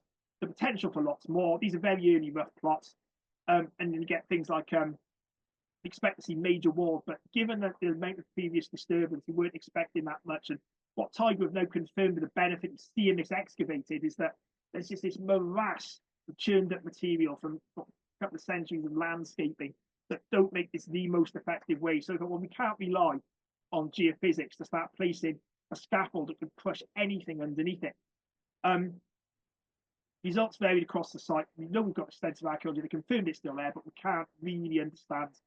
Seems to be a lot of drainage in there as well, herringbone drain patterns, what the level of preservation is. So we need to check these against evaluation trenches. But when we're looking at how to design the archaeology to do this, I'm not a big fan of test pits. You tend to open a hole, you'll see the corner of something, you'll see nothing if you're unlucky. Context is another thing altogether. So you put a scaffold up right there, you design, you see my cursor, put a scaffold up like to investigate a scaffold. Sorry, you put a test pit to investigate a potential scaffold, put it on a square here in the middle, and you find nothing, or you find some archaeology. You move it to the left, you've got to dig that as well. So you just end up chasing the archaeology around the site. It's not particularly economical. You end up with archaeology out of context. So, but well, maybe we could do something a little bit more overarching here, a bit more far-reaching, and just fully understand what we're doing. So, the discussion I had with colleagues is, well, what do we think is in the church? Well, what would you think? What would you expect to find for 400, 500 years of monasticism, and then whatever happened in the period between then and now? So we've got the remains of the first church. So these were located by early inspectors, guidebook writers, Brixby appears, probing for walling. They found bits of walls. We have a guidebook plan. Again, David's various articles on this in the Romanesque church. Bits of it appear to stand in the upstanding fabric, but they seem to have seen bits in trenches as well. And these are marked out on the ground as bits of curbing. It's a very confident plan. You can see things that look like doorway reveals on the floor at Tinton now. But none of these have been seen within living memory. And I think David Robinson put a hole here on an existing grill to record the southwest corner of the church. But the rest of this, it's a bit of an assumption it was ever there. And we'll know from looking at, say, Mortimer Wheeler excavations of a Roman site where the evidence will be this corner of the building. You have an entire range of analogy with another Roman site elsewhere. So we had suspicions. We know the church should be there. We don't know exactly what it looked like or what was left of it. So you'd be talking the floors that went with the Norman church, the burials. We'll go back one. Its floors, its internal burials, its structures, whatever screens there were, altars and so on. But then also its external burial ground, presumably to the south. Then the second church, all of its internal fixings and fittings, screens, plinths, and so on. The burials associated with that internally, probably displaced burials in the first church, and then a graveyard outside again. Tiled floors, they survived to varying degrees, from extreme survival like the Strat of Florida, they're buried again into virtually nothing elsewhere. We know of Antiquarian Robin, we know the Dukes of Both that were in there, digging huge amounts of material out. The Ministry of Works landscape, everything with bulldozers as well. What's happened to the place? We know the drainage. So effectively, you can find all manner of different things. And greeting us on the surface, in amongst this sort of a forest of scaffolding, there are lots of features like this thing here. Is that the remains of the high altar? Is it William Herbert of Raglan? Some famous people buried in the site. This thing as well is the middle feature straight away. We knew it wasn't. It was ministry cement with bits of reused stone. But again, what these depict, didn't really know. Altars on the ground plan, marked quite confidently. 1, 2, 3, 4, 5. In the transepts as well. They're all modern as we can see them now. But again, what were they based on? We don't know. How sensitive are they to change or being crushed by scaffold? We can't put scaffold on them. We don't know about these things affecting. So it's all there's a lot of unknowns. You'd expect all the things I'm warning you, there's a few pictures of human remains coming up in the next couple of slides. If somebody doesn't want to look, we'll keep them on quite a short period of time. But we know of burials, so the ministry probing, looking for walls. They also found bodies. This is Nicholas of Llandaff, floriated cross on his tomb. We know it's him because it said his name on the top of the coffin lid. That's now buried underneath this sort of structure. So this was a pit until the 1980s. There's an Iron Maiden video showing it in the background without the slab on the surface at this level. So again, is that under here, or has it been pushed back on the surface and eroded? We're not entirely sure. We know a little bit about depth of burial, and this went with the first church, the Norman church. All the things that were dug out of the rubble by the Duke of Beaufort. This is the same Norman effigy that we were looking at, certainly much better condition after vandalism by disgruntled labourer in the early 20th century. The debris, the finds you'd expect with any great medieval building, the roof tiles, sculpture. This is part of the arcade for the infirmary cloister sort of passage into the church. Tiles, bits of coinage of almost every period other than medieval. A few jettons come out, but largely a roaring tourist trade from the start of the 19th century onwards. From all over the world, we've had Mexican earrings come out of there. So finds as well. The worst case scenario is it's all there, it's all intact. You strip off the grass and they're just burials, everything you can imagine all over the place. How do we avoid it?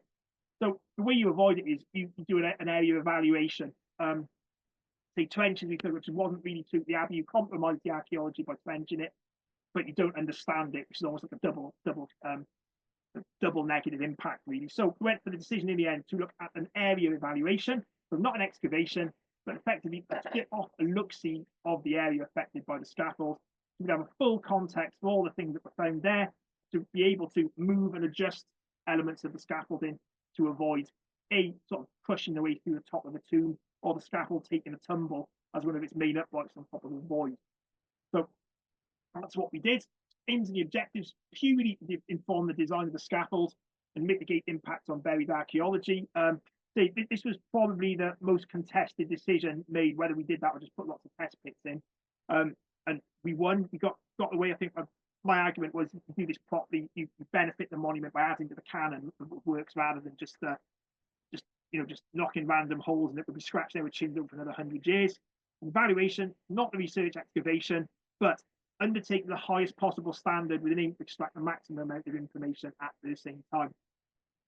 And on top of that, then, the big area strip, some additional trenching on the request of structural engineers to understand things like ground compaction. Can the scaffold rest on the surface, the material that we're looking at now? So deeper trenches excavated to effectively understand ground conditions. And then features, walling, screens, take a water break. Burials, only uncovered and excavated where absolutely necessary, where major scaffold elements needed to go in, or where they'd already been exposed and it was easier to better preserved by extracting and be reinterred later on. So here we have it, dug in two phases, back to back, mainly to get as far ahead of the design and conservation works as possible. Starting off with phase one, which was the south end of the south side east end, south transept presbytery. One long engineering trench running that way, east to west, to look at depth of soil, compaction of soil tested, wobble tests, there's plate tests on the floor there, once we've seen the there empty areas, and another one running north south, and you can see a couple of stone kists in the base of that one. Some of them on the downhill, the book room, sacristy just to the north of the church. One big test pit here, and there's another one that was came straight down on the top of an unrecorded burial just out here, where two huge towers, that the heaviest piece of the scaffold is pulling all the weight of the rest of the scaffold from the uphill on these sort of lowest points of the site, 80 tons a piece. So you need two really massive scaffold towers there. Then luckily we discovered that the actual sacristy, the book room itself, here and here, had been completely cleaned out in the 19th and early 20th century. So we have a place we actually sensibly locate a big scaffold tower at some point in the next couple of years. So, so in terms of the evaluation, what we learned from this, we know where the archaeology is, we know where the scaffold's going to go, and we found the things to expect. So this is the photogrammetric view, so it's obviously cut away the bits of the pillar. It's looking down through a sort of virtual reconstruction of the pillar. And you've got big findings. So at this point here, that's roughly the image there. You can see 20th century curbstones, and lo and behold, that corner of the presbytery of the Romanesque church, pretty much where we thought it would be. This disappears in the radar update a little bit further to the west. You can see inhumation burial, simple burial in an earthen cut, and a quite spectacular kissed burial in a coffin here, which has been moved, been worked around, packed in, sealed, airtight. It's fine. That will stay where it is. So these trenches give us about half a metre, and onto natural. Can this material take the scaffold? And these are the sort of things that come out incidentally. So more Norman church here. You can see quite big, heavy rubble. It's markedly different masonry to the sort of the yellow with the light, the sandstone with the current church, rather Gothic church. And this is the same corner again. But in amongst it, you see one of our old friends at drainage, absolutely everywhere. We suspected it would be, but the extent of it, they've just hacked through a bit of wall at some point in the early 20th century. Burials, as you'd expect, excavated in the church, the community of this size over this period of time, they are there. We've avoided wherever possible.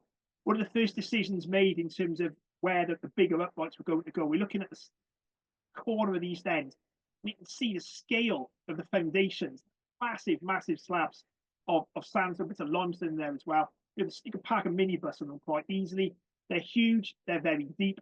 And the first thing the structural engineer said when we saw them was, well, rather than dig a massive pit on the uphill into unknown soil and more archaeology, these can actually take the weight of the scaffolds, or cover them over, gravel them up, and they can support. So we then followed around, moved from our original plan, moved around the outsides of the walls, following the scaffold about. This is where you started finding the first burial. So these on the uphill, testing soil depth. This was dug initially to see what this ground would be like from the corner, big corner braces. Again, a charnel pit, newly relocated from the 12th century church when the new church was built and disturbed its remains. Two more later burials in here. Deep soil, lots of archaeology. Yes, let's just stick to the foundation. They'll do the job for us.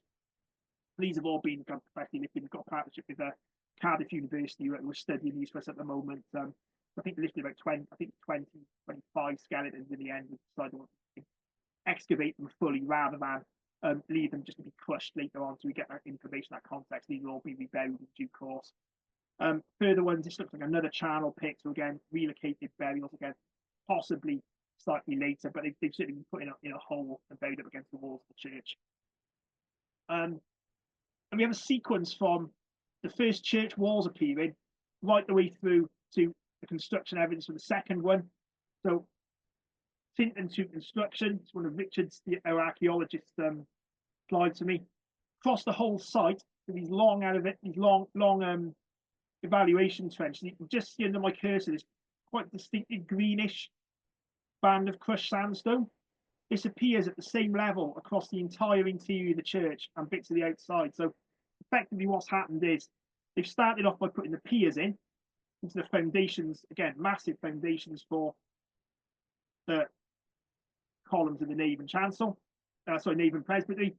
And then they filled in the whole area with this sort of debris. So you imagine sort of 7 or 8 football pitches potentially filled up with soil.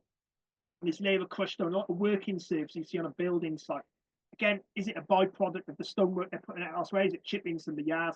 Whatever it is, it's everywhere. It's consistent. It washes up against the foundations of the main structure. Here, it's absolutely everywhere, and down onto a natural surface. So we've got early burials. Few of these weren't explored here and here. Backfill, and then this line. This is the sort of this sorted out the stratigraphy of the whole monument effectively. And it's underneath it. It's almost certainly from the 12th century church. If it's above it or cut through it, they're burials in the second church. There it is, sandstone layer. And again, it varies in depth, but it just occurs everywhere across the site. Again, think of this in terms of its superstructure, its beautiful sculpture, the sort of fine Gothic architecture. But there's a civil engineering project there as well, which is extremely impressive. It's mechanized times. And externally, again, underneath the same layer, burials that have been just set underneath this massive level to take the second church's foundations. And here it is again. This slide I've left in, this is the structure we looked at in the first overhead view. Is it an altar base? Is it a burial? No, it's 20th century, well, dry walling built with part of another piece of sculpture sitting in a trench with Victorian pottery in it. They're laying out something on the surface later on above all this early archaeology, but whether that evokes something you can't see anymore, they assume should have been there, or they've replaced it, you simply don't know. You got this consistent layer. The thing that really came up for us as well, was that, I'll just yeah, was that the archaeology really stopped, well, arguably around the time of just before the dissolution. We've got the build of the 13th century church. We've got dissolution post holes punched through the remains of floors that have been robbed up. But a lot of the top, all the stuff you'd expect to see after 1600s,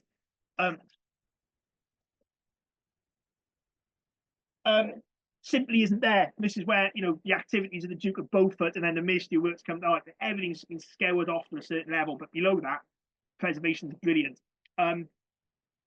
So later burials, they're layered. So this will be under one of the principal uprights of the scaffold, has to go somewhere. Got a pair of monks, hands crossed, no signs of roaches, copper stained on clavicles, but clearly packed quite deep. Again, you've got this conundrum then. This has come up. Do we avoid this pair? But you know there'll be another pair next to them. So it's like picking at the thread. In the end, we make the decision, right, sterilise them where they are, take them out where they are, record them, extract the maximum amount of information, and then they'll be reburied elsewhere on site. Otherwise, you just start finding more and more and more. Again, things like Nicholas of Llandaff's tomb again. So we know he's down there. We've got Flora Norman Church. Stone coffin burials is a good one in the south aisle of the presbytery. Plain but quite impressive.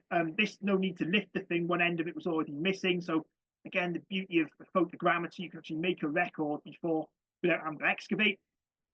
And then, as you might expect, large amounts of floor tile, none of it intact, presumably all robbed out in the 19th century or before that. But this whole array of emblems, it's the kind of like football sticker book and the badges that people like we used to like collect in school. You've got all your major Norman families, Anglo-Norman, Marcher families are represented there at some point. Not necessarily relevant to the abbey, but you know, you've got, they're not all patrons, but Clare, chevrons in this particular case. And you can date again, some of the burials are actually cut through these floors. This particular one is covered in fragments of this sort of thing. Bottom right, presumably they've smashed through what must have been a reasonably new floor to put a reasonably important person underneath it. What went on top again, we don't know. Did they replicate them, or is it something slightly plainer? But you know, comes the decision-making process of investing heavily in a really fancy tile floor, and then within a generation, you're ripping it up, smashing through it. So beyond the construction of the two churches, we've got the process there, we've got the parts of the communities that went with them. Thought we had a piece of flooring at this end, which seemed to be entirely a piece of Victorian whimsy. The tiles themselves are medieval, but laid out in some very fussy patterns. This is just inside the north transept night stairs. And you can see here an incredible array of sort of agricultural land drainage set inside the abbey. It does get very wet, leading into a couple of sumps, again, 1910s maybe, possibly slightly earlier, just been hacked through the archaeology, completely nothing left in the various corners. So these were used then as convenient places to dig test pits and check levels. The big question is, we all started off, you know, everybody's excited. I mean, you know, David Robinson spent his career, you know, studying Tintern Abbey, great, you know, excavating it. But the things we got fixated on were slightly different to the medieval archaeology in quite a few cases. So these structures, we don't think there's a high altar before we started digging. It's more like a flower bed. They've actually put a trench through it. It's just two courses of cement set stone. This feature here, the different altars. Here we are, is a good example. Nothing underneath it, sand and cement on top. Construction rubble from the Ministry of Works underneath it. So they've put something there, but what's that based on? And we've mentioned altars already, 1, 2 here. They're all built at different stages of ruination in the ministry cement, with reset stone, sitting on beds of more ministry rubble over destruction layers of the church. So what's the genesis of these? Are they basing their plans on something like, is it another Cistercian abbey? Have they seen evidence for these in the past? Which is another avenue of research we'll be moving into, looking at historic photographs. When did these first appear? They're not fakes. You know, the people who did this work, the ministry, the first inspectors, peers, and all, they were intellectuals with specific standards, great level of intellectual rigor there. But they made the decision to put things now that we can't relate to anything that we've seen on the ground archaeologically. You can imagine a grand clearance of the site by the Dukes of Beaufort. At some point, either evidence or the supposition they should have been there has led to these things being constructed on the surface. You know, what's their significance now? They've been part of the abbey for 100 years, but how much longer?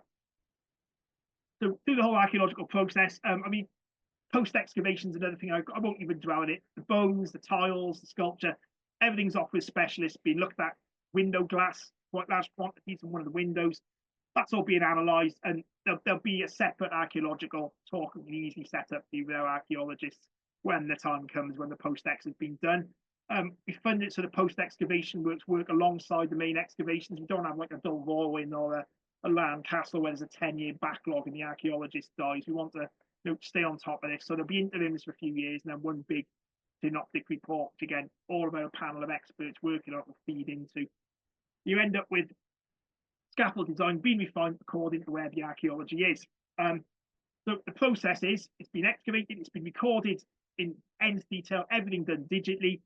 The design is refined then to avoid specific burials, to avoid specific structures and features, and then that's plotted on the ground, both in drawings, and the archaeologists actually physically came out and marked it out for us, or marked it out for the scaffold contractors. It's all very well saying it's over there, and then they come and just push a pole through it anyway. So they were on site, marking it, watching brief to make sure. This is a subfloor. The tiles are gone, but you can still see where the floor had been. Everything covered in sand to a certain depth. Then a couple of feet of graded gravel on top of that. The engineers were satisfied this would be enough to protect things at the depth we were discovering them. And then on top of that, then the scaffold becomes not just poles on the ground, on pads, but sleepers spaced out with spreader bars to just again spread that weight as evenly as possible. So the scaffold goes up without crushing things. We've put some simple sort of method, not sensors exactly, but put some simple devices into some of the pits as well, the trenches, to see what the weight bearing consequences are. If some of these will be excavated again, you'll see whether that is split and broken, it's been compressed and crushed. And the scaffold goes up lift by lift, wrapping up all the sensitive masonry, so that it's being damaged by passing, or mates turning around, bobbing things. That's been done lift by lift. All 10 of them, I think this took about 2.5 months to build, to get at the full height east end, and you end up with this incredible sort of panoramic walkway. Another commercial end, the Cadw have toyed with the idea of taking lots of guided tours up there, but it's all right for some, but not when you get to the top and realise you don't like heights, and how do the poor masons doing the work have to get them down again is the big issue. But there will be some limited tours being run for people who've got a head for this sort of thing at some point in the coming financial year. So the scaffold and the specification, and alongside all that, the recording of the building. Ross Cook of Archaeodomus, the Lampeter lad, he's worked on the Abbey. I think he did some dendro dating in Home Farm. Come here. And Ross is the cathedral archaeologist for Canterbury, St David's, and he's a very, very good technical surveyor as well. So he ticks all the boxes as far as we're concerned. He can deal with the digital, he understands the building, and he's got David Robinson working alongside him, sort of help interpret. So Ross's job is effectively to get up there before work start, find the date stones, find those changes in construction, where the stone types change, that objective record, and then carried out a long-term watching. So he's got Ross is going to do a lot of drawing for us during the sort of life of this project. Going to be producing layers rather than individual drawings, which you stack up digitally on top of each other. You can just pull out the information you want when you need it. So all the fair copies of David Robinson's research drawings, the pre-works drawn record, the architectural features and defects, work with the broader research team to produce the interpretive drawings of the whole site. So everybody feeds into this, just Ross's own observations. And then critically, the post-works record, the as-built record of exactly, what we've done now in this particular set of works. Been sucked in now to making the pre-works record as well. It makes sense to have the same person archiving all the photographs as well as the survey work, and then there'll be a written summary report stack up alongside all the other ones. And again, Ross will be putting into the Doug archaeology, David's research as well. What's my view on the evidence that you've gathered? So again, it's this sort of iterative approach, it's a circular approach of reviewing each other's work. Leads on to the masonry conservation. So scaffolds up, we've got a spec. Focusing on it's rather simple stuff. Nothing has really happened at Tintern's particularly innovative. It's just the sheer scale of it, the sheer amount of it, and the sort of gravity and complexity, the number of different small local problems. So starting at the top, wall heads are always the first problem. You plug them. That's the source of most of the water coming in. Like David Odgers expecting some incredibly hard cement capping. The wall heads have survived very well. We expected them to be pretty terrible. They're not. The ministry mix of the 20s, 30s, 40s has held up, as you'd expect, very, very solid. But you do get cracks, almost invisible cracks running through, and moisture leaks in and out. It's also worth pointing out that the top of these elevations, it's a deep valley. These will be the coldest and probably the hottest place in southeast Wales at various times of the day, week, month, and year. You've got all these problems that are exacerbated the higher up you get as a general rule. Looking at copper alloy straps, so again, replacing ones that are causing problems. You've got this big composite repair. You can see the crack running through the middle of the stone. Here, huge piece. You're talking of the width of probably my little finger as a piece of metal. Doesn't look great. Clearly coming free of the stone beneath it because it's wobbling about, eroding the stone more. So it's got to go. Big worry was if we take that out, there's a stone fall off. Well, what to do is it's been drilled in, very, very narrow basalt pin, and it's woven, extracted basalt. These plugs are a few millimeters wide and pretty much bounce a minibus off the end of one of them. And they're inert, so they're not going to cause any problems with corrosion or sort of movement or expansion, contraction. So these things have been threaded through the wall there, grouted into micro grout repairs along the sides. You wouldn't really know there'd been a repair done at all in a very eroded piece of stone, and the problem, the gap, problem's been completely removed now. So this is really fine stuff. You can spend a couple of days on them. It's grout a bit, pin a bit, grout a bit, pin a bit. Pretty painstaking. A lot of the stone, the closer you get up to, you can't realise from the ground is just how bad it was. Oculi on one of the sort of transept windows, water's clearly been dripping down from above. Holes just being formed by running water. The whole back of the stone's gone. Some will look good from one side. You get around the back, it's just completely flaked off. So again, making those decisions when, does this have structural value? Does it support the window, the wall around it? Is it floating in space? Has it just got the state and cannot save it anymore? Bad 70s repair here. Doesn't even match anything from either side. Taking some of these out, replacing them. But it's the big decision. When you're taking them out, you can't go back in there. So it's been labelled, stored. Probably not for display due to the state of a lot of these, but you are making that permanent change. And they're the ones I really, really hate having to make because somebody's crafted this painstakingly centuries ago, and you have to. They're tough calls to make really on whether it really, really needs to happen. And we do tend to err on the side of caution unless that's been placed upon them, been an issue in the past. So when you get into replacements, the stones that are shot, stone types are a problem. If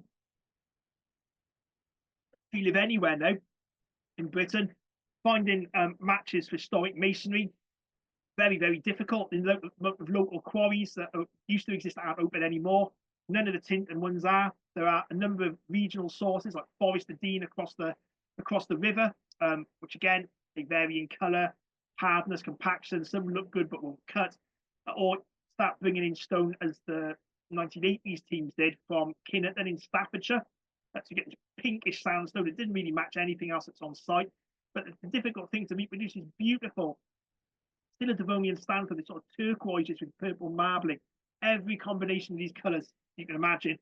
There's general local old red, but we're assuming some of it's come from a bit further afield. And every elevation has got lots of different colours on it. So you can't just put one thing in. Quarries aren't in use, sources aren't known. Colour's the problem, and texture, suitable physical properties. And then say we've been importing from further away, but we weren't entirely happy with the colour contrast from the later work. And then availability in bulk. Yes, you find the quarry. If it's relic, it's not open, but they can't produce the amount you want. Where are you going to get the rest from? It's very well doing 1 year's worth of work and then changing stone.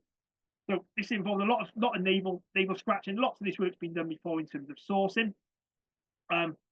So we finally think we've got a match now from a small quarry across the Forest of Dean with a local company, which will be opened up and expanded to provide for what we want for the next few years. So keeping the revenue in the community.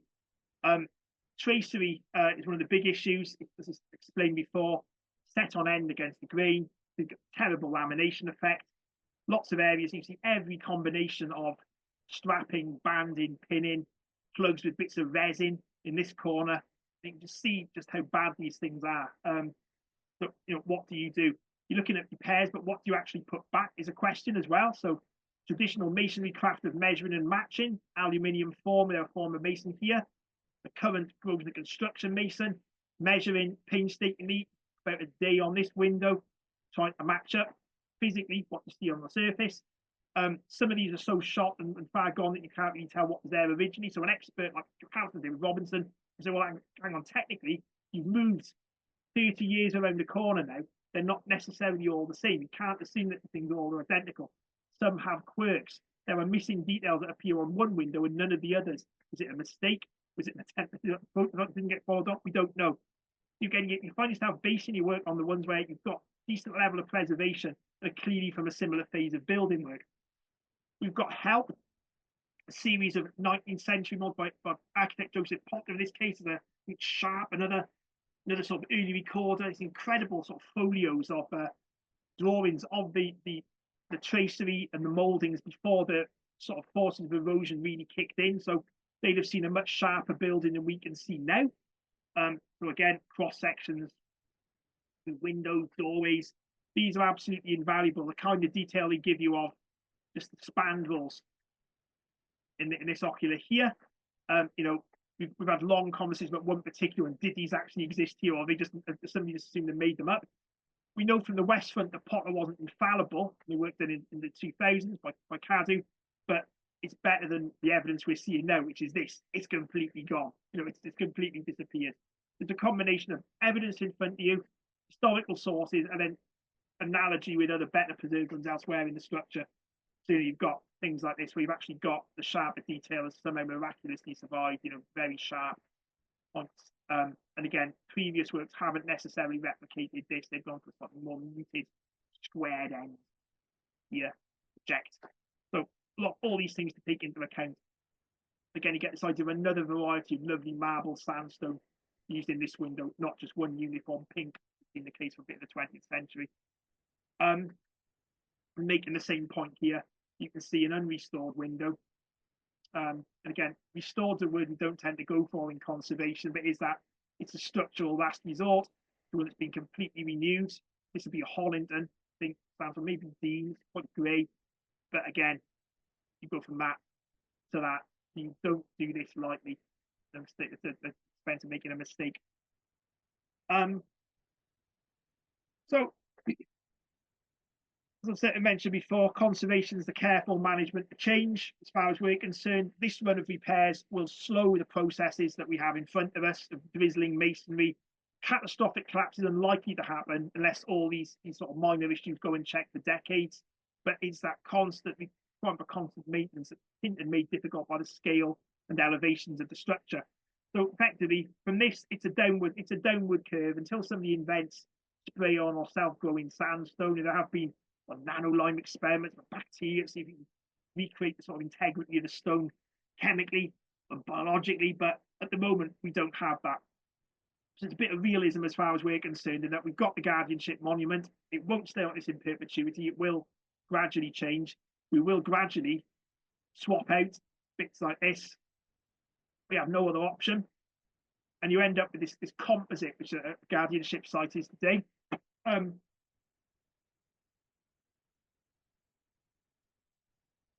Work's underway. We're about to finish the first phase now, which is this eastern end. The point of which is to test the methods that have been recommended by Odgers Conservation, really hone our recording and archiving methods as well, but make sure that for the future phases then we're working with sets of techniques that the contractors are completely au fait with. It enables them to sort of make decisions more easily and gives us sort of more confidence, things are going to run properly. If you stop through the first phase, stop, look back and assess. We're having a bit of a break in early summer and then probably back out again later this year. There'll be more archaeology of the West End, maybe not this year, but again, to stay ahead. We know from geophysics it's riddled with drainage, which is like to have destroyed almost anything underneath it. But the question is, what does the scaffold look like on a different bit of the building? There'll certainly be more evaluation and sort of trial trench in there.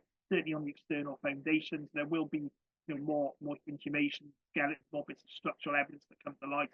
And we're looking at then at some point by 2031, all of this information being dragged together in a series of synoptic reports on the conservation itself. You analyze the work that you've done, how did it work, what failed, functioned well, and then the archaeology itself. We'll be dripping out some sort of interim in the next year or so, 18 months or so with a bit of luck. The grey literature will be available sooner or later, and watch our website for more details of that. Ultimately, it's one stage in the Abbey's life, and even though we won't arrest the process of decay, we won't fully understand the Abbey, what we hope we'll be doing is passing it on, properly recorded, so our successors don't have to carry all this work out. It's not the cheapest way to do anything, but it's the scale of the task, and it's commensurate with the scale of the task in hand as far as we're concerned. So somebody will be in this place talking like I am, waffling on, say 8 o'clock on a Thursday night about their last 9 months, 12, 13 months of work, as they've sort of gradually edged into structure, understood that a little bit better, criticised us, and that cycle will go on while we're still interested in looking at the buildings. So there we are, and just to give you an idea of just some of the people who've worked on it, the various project partners, subcontractors, specialists. We'll probably do several more pages of this one, but it's a really big beast. I said invitation remains open to the Community Trust. Again, want to come down and see us again when we're on site excavating or evaluating the next end, that remains open there. So track the project on, and then information out through our website, various publications. And on that, I will leave you. My voice is going. Thank you very much.